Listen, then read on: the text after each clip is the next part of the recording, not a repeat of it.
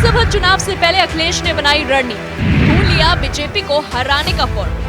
UP में हुए घोषित उपचुनाव हारने के बाद बीजेपी को एक बड़ा झटका लगा है। उपचुनाव के नतीजे समाजवादी पार्टी के पक्ष में आने के बाद से बीजेपी की चिंता 2024 में होने वाले लोकसभा चुनावों के लिए और ज्यादा बढ़ गई है, जिसके बाद से लखनऊ से खबरें आ रही हैं कि आगामी लोकसभा चुनाव में ऐसे हालात ना बने, इसलिए पार्टी ने पिछड़ा मोर्चे की बैठक बुला ली है। बताया जा रहा है कि बीजेपी की इस मीटिंग में 2024 के लोकसभा चुनावों और घोषी में हुई हार पर चर्चा की जाएगी।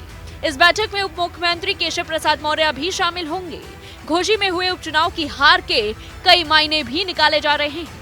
आजम खान के गढ़ रामपुर और मुलायम सिंह यादव के गढ़ आजमगढ़ में बीजेपी की जीत से लगने लगा था कि पार्टी को फिलहाल यूपी में कोई दिक्कत नहीं है, लेकिन घोषी में जहां पर सुहेल देव भारतीय समाज पार्टी के नेता ओपी राजभर, ओबीसी नेता और प्रत्याशी दारा सिंह चौहान के साथ आने से जातिगत समीकरण एकदम फिट थे। ये सीट राजभर बहुल वोटरों की है। इसके साथ ही दोनों डिप्टी सीएम और मंत्रियों की पूरी फौज प्रचार कर रही थी। इस सीट को जीतने का आत्मविश्वास बीजेपी को बहुत ज्यादा था। इसके साथ ही राजनीति के पंडित इसे एनडीए बनाम इंडिया गठबंधन की पहली लड़ाई बता रहे थे, जिसका नतीजा विपक्ष के गठबंधन इंडिया के खाते में गया है। इसी साल जुलाई के महीने में समाजवादी पार्टी के विधायक दारा सिंह चौहान ने बीजेपी में शामिल होने का फैसला किया था। दल बदल कानून के तहत उनको अपनी कुर्सी छोड़नी पड़ी और अब सीट में दोबारा चुनाव कराना पड़ा। बीजेपी ने दारा सिंह चौहान को ही यहां से दोबारा टिकट दे दिया। समाजवादी पार्टी ने सुधाकर सिंह को पार्टी प्रत्याशी बनाया। दोनों ही पार्टियां इस चुनाव की अहमियत समझ रही थी। समाजवादी पार्टी घोसी में विपक्ष के गठबंधन इंडिया का प्रतिनिधित्व कर रही थी। वहीं बीएसपी सुप्रीमो मायावती ने प्रत्याशी नहीं उतारा। उसके साथ ही उनकी ओर से अपने वोटरों से अपील की गई कि वो नोटा का इस्तेमाल करें। बता दें कि 2022 में हुए विधानसभा चुनाव में बीएसपी प्रत्याशी को 55,000 वोट मिले थे। माना जा रहा था कि दारा सिंह चौहान अगर इस चुनाव में जीत जाते हैं तो ओबीसी होने के नाते उनको योगी सरकार में कैबिनेट मंत्री की जगह मिल सकती है। इसके साथ ही ओपी राजभर कैबिनेट में शामिल होने की उम्मीद कर रहे थे। सवाल इस बात का है कि ऐसा क्या हुआ कि सभी समीकरण ध्वस्त हो गए। आपको बता दें कि एक सर्वे के दौरान ये पता चला है कि मतदाता दारा सिंह चौहान से खुश नहीं थे। दारा सिंह चौहान का बार बार पार्टी बदलना और दोबारा चुनाव करना जनता को रास नहीं आया। बता दें कि दारा सिंह चौहान बीजेपी छोड़कर समाजवादी पार्टी में आए थे और विधायक चुने गए थे।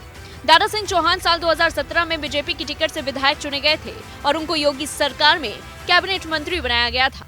विधानसभा चुनाव 2024 से पहले वो सपा में शामिल हो गए थे। उन्होंने बीजेपी प्रत्याशी विजय कुमार राजभर को 22,000 वोटों से हराया था। इस हार के बाद बीजेपी की ओर से भी दबी जुबान कहा जा रहा है कि लोग दारा सिंह चौहान से खुश नहीं थे। इसके साथ ही बीजेपी के खिलाफ स्थानीय बनाम बाहरी का भी मुद्दा बन गया। दरअसल सुधाकर सिंह घोसी से पहले भी चुनाव लड़े हैं और वो जनता के बीच लगातार डटे रहे, जबकि दारा सिंह मधुबन विधानसभा सीट से विधायक चुने गए थे, लेकिन जब वो समाजवादी पार्टी में आए तो उनको घोसी से टिकट दिया गया था। इसके साथ ही बीएसपी का वोटर भी इंडिया के खाते में जाता हुआ दिखाई दे रहा है। हालांकि मायावती ने अभी तक किसी के साथ जाने का मन नहीं बनाया, लेकिन इस नतीजे के साथ ही उन्होंने दिखा दिया है कि यूपी में उनको नजरअंदाज नहीं किया जा सकता है। उनके कहने पर भले ही दलित मतदाताओं ने नोटा ना दबाया हो, लेकिन सपा को समर्थन देकर ये जरूर जता दिया है कि समीकरण वो बदल भी सकते हैं। अगर बीएसपी ने इस सीट से प्रत्याशी उतार दिया होता तो शायद नतीजा कुछ और भी हो सकता था।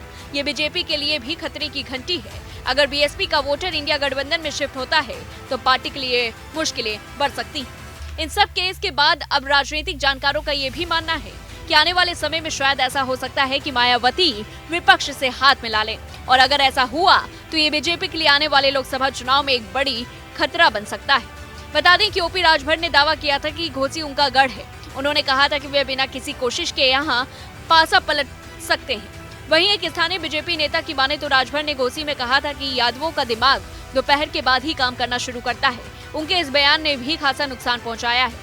अब आने वाले समय में ये देखना होगा कि ओपी राजभर के ऐसे बयानों से बीजेपी को फायदा होगा या फिर नहीं, क्योंकि अभी तक के बयान से तो ऐसा नहीं लग रहा है कि वो आने वाले समय में फायदेमंद साबित हो सकता है। ऐसी ही तमाम बड़ी खबरों से जुड़े रहने के लिए हमारे सभी सोशल मीडिया प्लेटफॉर्म्स को फॉलो करना ना भूलें।